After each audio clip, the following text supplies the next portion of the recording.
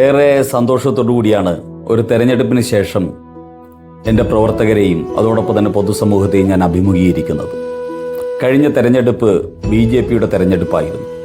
അച്ചടക്കമുള്ള party പ്രവർത്തകർ ആത്മവിശ്വാസത്തോടുകൂടി ഒരു നിശ്ചിത ലക്ഷ്യത്തിനു വേണ്ടി പ്രവർത്തിച്ച തെരഞ്ഞെടുപ്പാണ് കഴിഞ്ഞിരിക്കുന്നത്. നമ്മൾ ഈ യാത്ര തുടങ്ങിയിട്ട് 1 വർഷമായി. അതിനിടയിൽ തദ്ദേശ തെരഞ്ഞെടുപ്പിൽ നമുക്കൊരു ലക്ഷ്യമുണ്ടായിരുന്നു. ആ ലക്ഷ്യം നമുക്ക് ഒരു പരിധിവരെ നേടാൻ സാധിച്ചു. വീണ്ടും അസംബ്ലി തെരഞ്ഞെടുപ്പിൽ നമ്മളൊരു വലിയ ലക്ഷ്യം മുന്നോട്ട് വെച്ചു.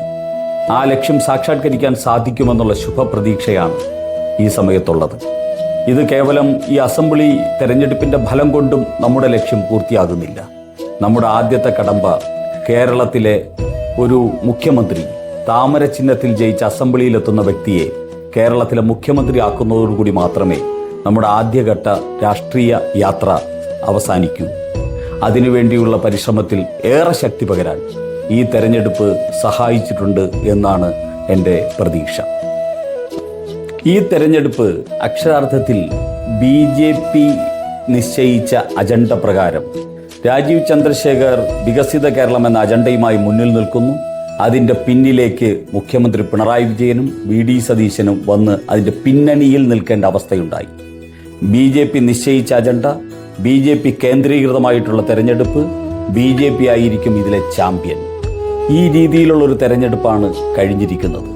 ഈ തെരഞ്ഞെടുപ്പ് അക്ഷരാർത്ഥത്തിൽ കേരളത്തിൽ ഒരു ത്രികോണ മത്സരം സൃഷ്ടിക്കാൻ പാർട്ടിയുടെ ലക്ഷക്കണക്കിന് വരുന്ന പ്രവർത്തകരുടെ കഠിനാധ്വാനം കൊണ്ടും കേരളത്തിലെ കോടിക്കണക്കിന് വരുന്ന ആൾക്കാരുടെ പിന്തുണ കൊണ്ടും ധാർമ്മികമായ പിന്തുണ കൊണ്ടും ഞങ്ങൾക്ക് സാധിച്ചിരിക്കുന്നു.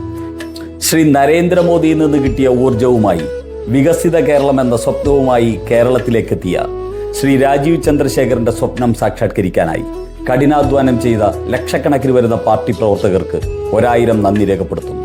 അതോടൊപ്പം തന്നെ വികസിത കേരളം എന്നുള്ള സ്വപ്നത്തെ 2 കൈ നീട്ടി സ്വീകരിച്ച കേരളത്തിലെ മുഴുവൻ ജനങ്ങൾക്കും എല്ലാ മലയാളികൾക്കും അതുപോലെ തന്നെ നന്ദി രേഖപ്പെടുത്തുവാൻ ഞാൻ ഈ അവസരം വിനിയോഗിക്കുകയാണ്.